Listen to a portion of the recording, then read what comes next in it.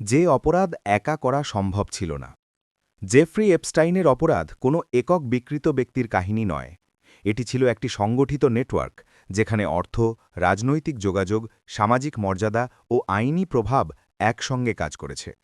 এপস্টাইনের ব্যক্তিগত সম্পত্তি, Florida, New York, New Mexico ও ক্যারিবিয়ানের দ্বীপ, এসব জায়গা ছিল অপরাধ সংগঠনের কেন্দ্র।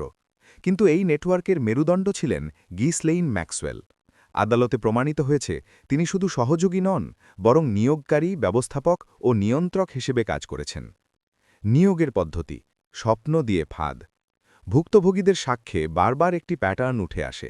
অপ্রাপ্তবয়স্ক মেয়েদের টার্গেট করা হতো, আর্থিক সংকট, পারিবারিক ভঙ্গুরতা বা ভবিষ্যৎ স্বপ্নকে কাজে লাগানো হতো। মডেলিং, সহজ কাজ, ভালো কানেকশন, এইসব শব্দ ছিল ফাঁদের টোপ। প্রথম সাক্ষাতে অনেক সময় সরাসরি যৌন নির্যাতন হতো না, বরং ধীরে ধীরে সীমা ভাঙা হতো, যাতে ভুক্তভোগী বিভ্রান্ত থাকে। এটাই ছিল কৌশল। ভয়, লোভ ও নীরবতার চুক্তি। যখন ভুক্তভোগীরা বুঝতে পারত তারা ফাঁদে পড়েছে, তখন বেরিয়ে আসা কঠিন হয়ে যেত। কাউকে টাকা দেওয়া হতো, কাউকে হুমকি, কাউকে বলা হতো তুমি রাজি ছিলে। এই মনস্তাত্ত্বিক চাপই ছিল সবচেয়ে ভয়াবহ অস্ত্র। বহু ভুক্তভোগী পরে বলেছেন তারা মনে করতেন কেউ তাদের বিশ্বাস করবে না। গিসলেইন ম্যাক্সওয়েল, নেটওয়ার্কের কন্ট্রোল রুম। আদালতে সাক্ষ্য অনুযায়ী ম্যাক্সওয়েল ভুক্তভোগীদের প্রশিক্ষণ দিতেন, কি বলতে হবে কি বলতে হবে না তা নির্ধারণ করতেন। এপস্টাইনের অনুপস্থিতিতে পুরো সিস্টেম চালাতেন। এই কারণেই আদালত তাকে মানব পাচার ও অপ্রাপ্তবয়স্কদের যৌন শোষণে সহায়তার জন্য দোষী সাব্যস্ত করে ২০ বছরের কারাদণ্ড দেয়। ২০০৮, যখন বিচার ব্যবস্থা ব্যর্থ হয়। ২০০৮ সালে ফ্লোরিডায় এপস্টাইনের বিরুদ্ধে গুরুতর অভিযোগ থাকা সত্ত্বেও একটি গোপন আপিল চুক্তি হয়। ভুক্তভোগীদের না জানিয়েই চুক্তি।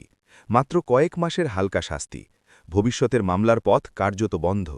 এই ঘটনা আজও মার্কিন বিচার ইতিহাসে অন্যতম বিতর্কিত অধ্যায়। ২০১৯, গ্রেফতার, তারপর মৃত্যু। ২০১৯ সালে আবার গ্রেফতার হন এপস্টাইন। এবার অভিযোগ আরও গুরুতর। কিন্তু বিচার শুরুর আগেই কারাগারে তার মৃত্যু হয়। সরকারিভাবে একে আত্মহত্যা বলা হয়, কিন্তু নজরদারির ব্যর্থতা, ক্যামেরা অচল, পাহারায় গাফিলতি, এসব প্রশ্ন আজও রয়ে গেছে। সবচেয়ে বড় ক্ষতি হয় ভুক্তভোগীদের, কারণ প্রধান অভিযুক্ত বিচার এড়িয়ে যায়। এপস্টাইন ফাইলস কেন এত বিতর্ক? তদন্তে জব্দ করা লাখ লাখ পৃষ্ঠার নথি, ইমেল, ফ্লাইট লগ, যোগাযোগ তালিকা, এই সব মিলিয়েই এপস্টাইন ফাইলস। এগুলো দেখায় কিভাবে ক্ষমতাবানরা পরস্পরের সাথে যুক্ত, কিভাবে তদন্ত ধীর করা যায়, কিভাবে স্বচ্ছতা এড়ানো হয়। কিন্তু এখানেই সতর্কতা জরুরি। নথিতে নাম থাকা ইকুয়াল টু অপরাধ প্রমাণ নয়। ষড়যন্ত্র নয়, কাঠামোগত অপরাধ। এই কেস ঘিরে নানা অতিরঞ্জিত ও ভয়াবহ গল্প ছড়িয়েছে, কিন্তু সেগুলো সত্যকে সাহায্য করে না। সত্যটা আরও কঠিন।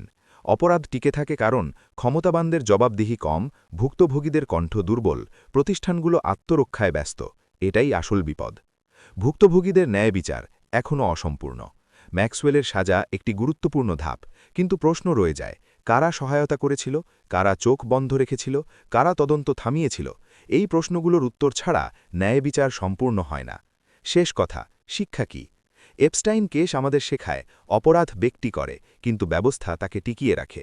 যদি আমরা সত্যিই শিশুদের নিরাপত্তা চাই, তাহলে দরকার স্বচ্ছ বিচার, ভুক্তভোগী কেন্দ্রিক আইন, ক্ষমতাবানদের জন্য সমান জবাবদিহি। না হলে ইতিহাস আবার নিজেকে পুনরাবৃত্তি করবে। আপনি চাইলে পরের ধাপে আমি লিখতে পারি,